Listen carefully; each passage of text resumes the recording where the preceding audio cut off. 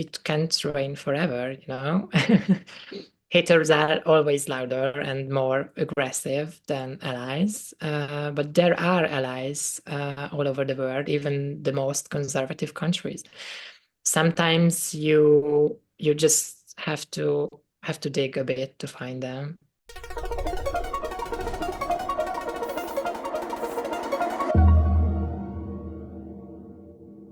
I'm Hala Zsirka from Hungary. I'm an executive board member of Hungary's biggest and oldest LGBTQI organization, which is Háttér Society. Our main profile is that we provide free support services for LGBTQI people in Hungary, such as legal aid, HIV peer support, HIV hotline, mental health hotline, counseling service, social service. We have a queer archive, which is this basically. And we have peer support groups and many more activities. We do surveys, we do trainings, we do advocacy, and my work is usually to make things run smoothly because I'm an operative manager, but I'm also on the field if it's about the trans community.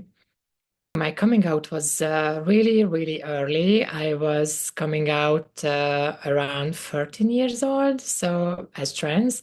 So I was in high school as a trans kid, and it was very hard. And I saw a lot of idols of me who inspired me to, go through. And around 18 or 19 years old, I was in a campaign. It was a countrywide campaign. It was called I'm Also Human. It was made by a queer magazine, and it went very well. It was on the national television as well.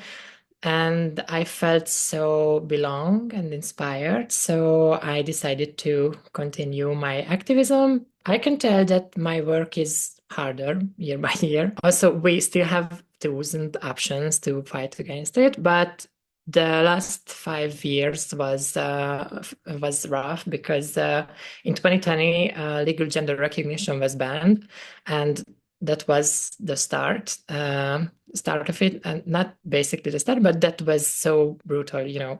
And after that, the government made a so-called child protection law to censoring LGBTQI content in media and in schools. Today, adopting a child for same-sex couples is basically impossible in Hungary. Our fundamental law symbolically excludes intersex and non-binary people from the term human. In the last few months, Hungary's parliament passed a bill that serves as the constitution foundation for banning pride marches with penalties including fees and in certain cases imprisonment, and permitting the use of real-time facial recognition technologies.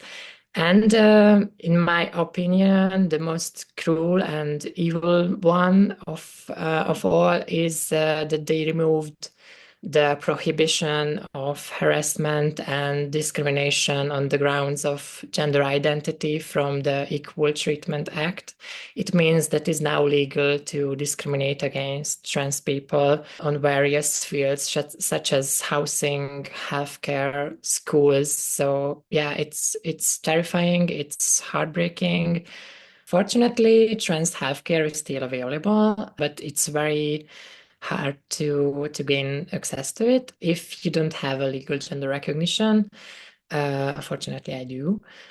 But this is not possible today. You have to complete a very complicated administrative procedure to get your hormones, even if you go to a private healthcare provider. And it's hard because censorship among doctors is very strong. Just a very few of them do cross hormone therapy, and only 2 or 3 of them make surgeries in the whole country. And the last half year was especially hard because the government suddenly froze the whole process and left hundreds of trans people without necessary treatment, which is definitely dangerous for their health, especially if they are post-operated. So sometimes it feels like it's never gonna stop, you know.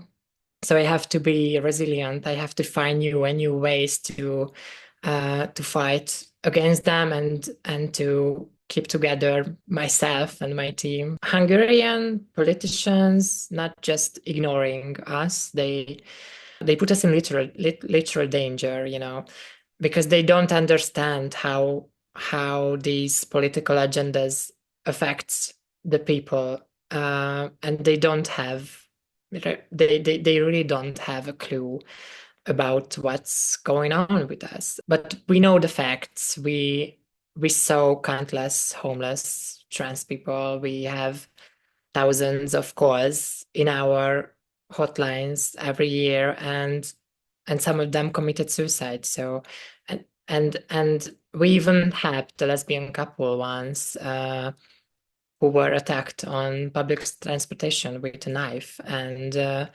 attacker said at the court that Orban thinks it's right to do this. So keep that in mind, that we are the ones who knows the facts, and we are right.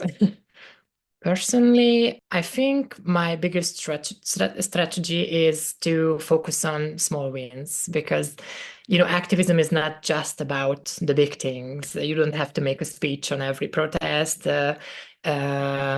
To be an activist, social acceptance is more like a spectrum, from hate to pride, and you should not separate everybody into just friends and enemies. And sometimes just a nice talk with your, for example, with your conservative grandmother can make a difference. And you just have to show them that you're human, and even if they don't understand you, sometimes basic acceptance is just enough, and because your community does understand you. Be louder.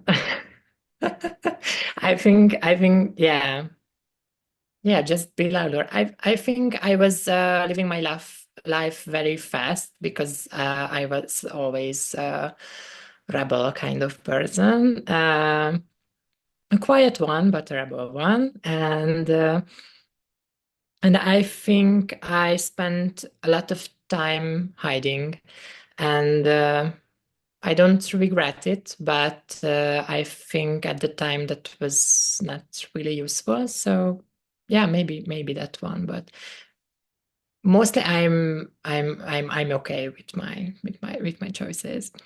And I know it's hard, and I don't want to wrap my message in fake optimism, because I was also struggling mentally and emotionally a lot in my life, or a lot in the last 2 months. And because being trans is hard, being openly trans is even harder, but it is not impossible to experience happiness.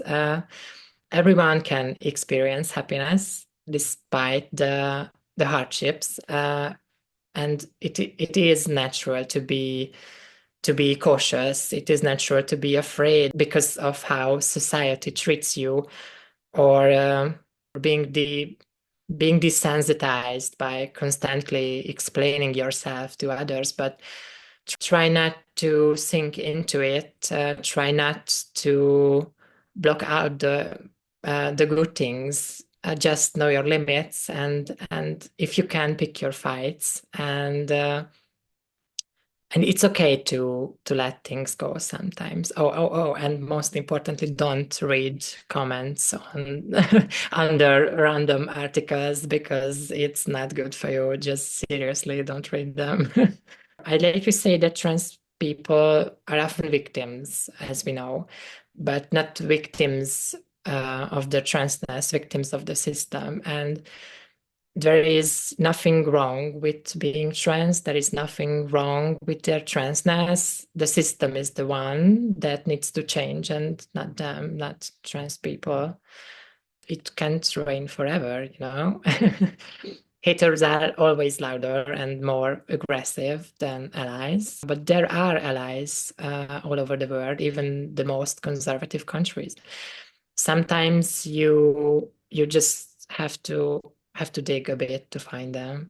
And and when you're doing it, just be aware that building bridges is not equal to giving up on yourself. I had a conversation with right-wingers, which was very interesting because they was more accepting than the government. They didn't want to, threaten me or destroy me. They were just weird humans. We had not really nice, but conversations, and that was a very interesting experience. I don't want to say I like them or yeah or I agree with them or something like that, but it was an interesting experience because now I know that they're not as scary as I imagined them. I'm sure that there are very scary and very aggressive like right wingers, but these specific ones weren't. I hope that this is gonna be better at one day, maybe next year, maybe 2 years, but I'm just hoping because the situation is not good, and it's way worse than even just 1 month ago. So yeah, it's really hard to keep myself together sometimes, but I have hope and I have happy memories with my colleagues, and those things are helping me to, you know, stay here and fight.